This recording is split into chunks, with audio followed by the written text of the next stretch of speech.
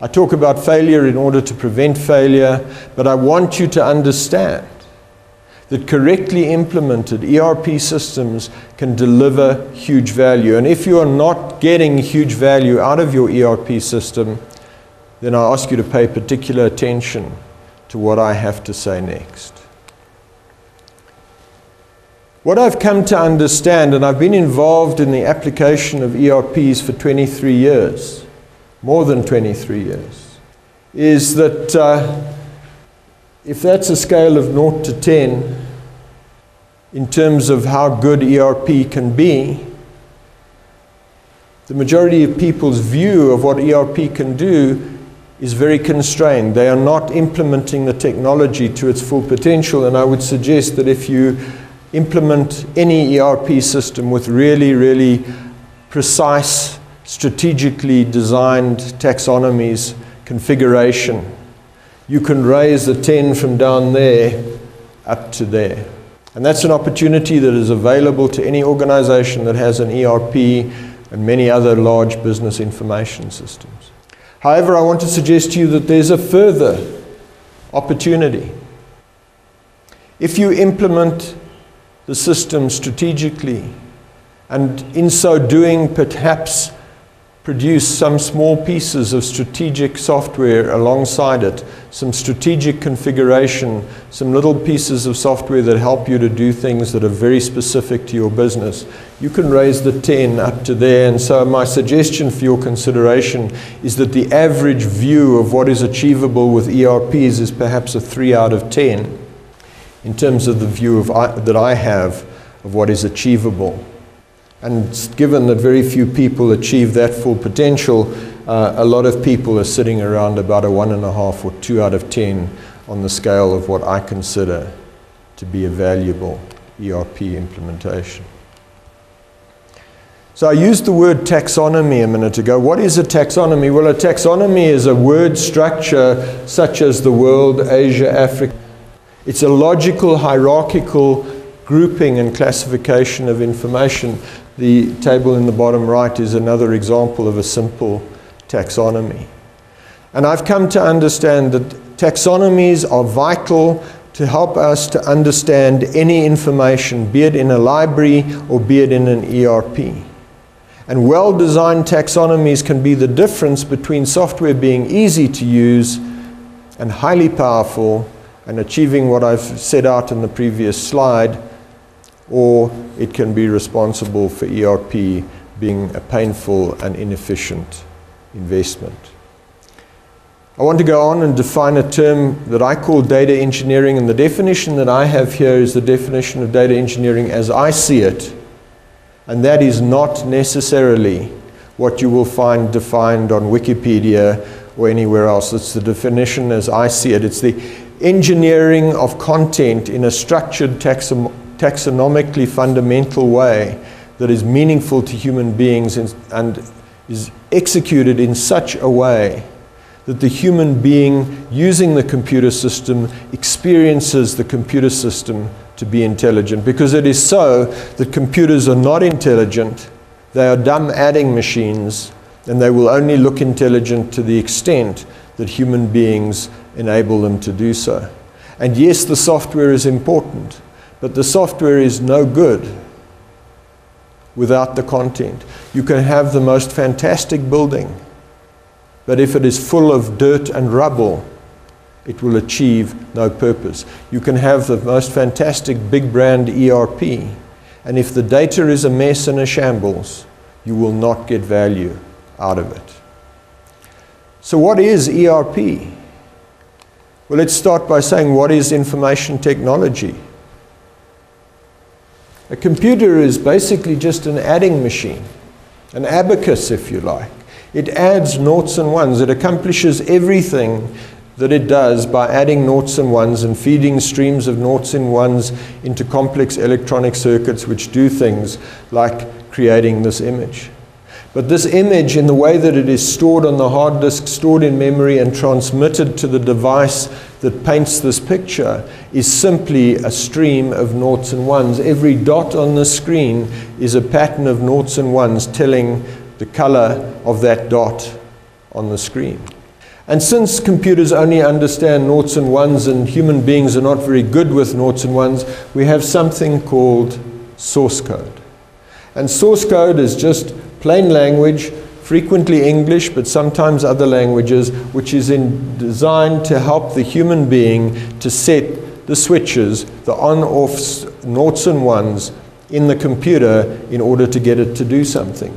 Effectively, it's really just instructions for the bricklayer, because once a piece of executable program code has been created, the computer has no need for the source code and in fact has no knowledge of the source code, in the same way as when you have built a building, you no longer need the drawings, you no longer need the bricklayer. And so it is completely irrelevant what language your software was written in and whether that language is the most latest .NET or whatever, or whether it's 30-year-old COBOL code. If it's working, it's working. The computer is completely unaware of the program language. And therefore, an old program language is no reason to scrap a system. The question you have to ask if you're sitting with 20 or 30-year-old source code is, am I willing to pay to train operators to work with that language? And we do it in every other area of our lives, so why would you not want to do that with your computer programming language? Then, in a sense, a word processor is just a typewriter. So why would you want to replace your typewriter every few years? And a database is just a filing cabinet or a warehouse. So yes, you do need multiple databases if you have a business of any size. If you have data of different shapes and forms, you do need different databases. And a general ledger is just a big book in which people write currency-denominated entries. And because it's a book, you can go and draw pictures in it if you really want to. You can keep track of your machines, you can keep track of your people in your general ledger. And if you're a little business of 3 or 4 people, that's the way it's likely to be. But if you're a huge organization, that is not the way to do things. There should be separate modules, and that's part of what an ERP is. Modules for managing plant, for managing inventory, materials, human resources or human capital, and so forth. And then a network is just a postal system. And that little diagram at the bottom here is a rendition of the internet, which is this massive network. But basically all you do when you send an email or when a piece of data is requested from your ERP, a little package of noughts and ones is sent out which has a to address on the front and a from address on the back, and that's how everything gets distributed on a network locally or on the internet. And so again, basically it is not difficult to understand computers once you understand these things, and taking account of these things, you should be careful about what mysterious things people conjure up that computers can do. So what is an ERP? Well, it's a whole lot of data tables. In many cases it runs to thousands of data tables. It's a whole lot of entry screens, and it may also run to thousands of entry screens.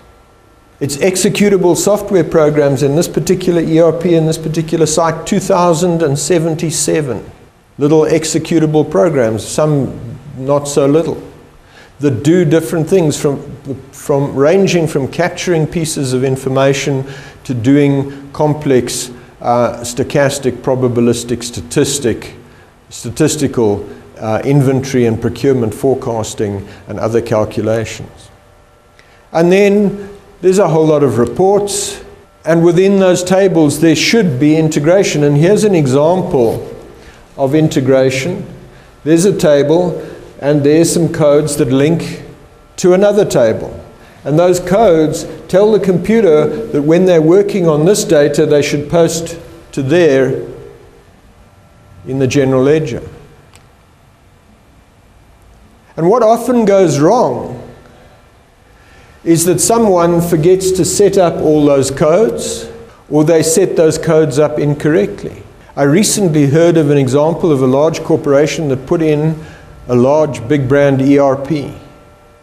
For 6 months They were reporting dramatic increases in profitability until one day somebody realized that somebody had mixed up these numbers, and because of the clumsy way the system was implemented, they thought they were making a profit when they were actually making a loss, and the chief executive was forced to resign. A matter so simple as a lack of precision in setting up the configuration and the coding. So then what is an ERP, really? I imagine that you have products like this in your country. They may not look precisely the same. That is a metalworking vise. That particular design has been available in South Africa for something like 40 years. I had one when I was a teenager in my home workshop. I had the opportunity recently to visit the factory where those are made. The factory is at least 40 years old. Most of the machines are probably 40 years old. But the design of the vices hasn't changed, so it's perfectly acceptable. My point, is the system you have, is the ERP you have getting the job done? I would also ask you to notice at this moment that an ERP is not something solid. It's thousands of data tables and capture screens and executable files and reports. Consequently, there is no such thing as name being an entity. It is a whole lot of pieces of instructions for the computer and data. Therefore, if there's a piece of data you need, just add it in. You don't need to buy a new system. If there's some functionality you need, just add it in. You don't need to buy a new system. I'm of the view that if you have a well-implemented ERP today, you should probably not need to replace it in the next 20 to 50 years if you maintain it properly. And that means you need to contract with the ERP vendor for long-term support, access to source code, and a guarantee of maintainability. You should not allow yourself to be blackmailed into changing software because some third party has decided it's time to get some money from you. Having said that, there's a huge opportunity to re-implement your current ERP to the sort of standard that I'm talking about, because the chances are that in terms of the scale of what is achievable, your ERP is currently perhaps a 2 or a 3 out of 10 on the scale that I showed you a few moments ago. So yes, you may need to do substantial work, and re-implementation would look like, in its extreme form, treating the whole system as though you started from again and that you bought a new system. That is still more cost effective than scrapping it and buying another product, unless your product has been discontinued, and that's another discussion. So really the question that you're faced with is, do you scrap or refurbish what you've got, or do you scrap and buy something new and or do you refurbish what you've got? For example, here in Johannesburg, a very run-down building which could easily have been demolished. Instead, they gutted it, they cleaned it out, they refitted it, and they produced bachelor and 1-bedroom and 2-bedroom apartments. And they're busy doing that in over 70 buildings in Johannesburg right now because of the change in the central city of Johannesburg.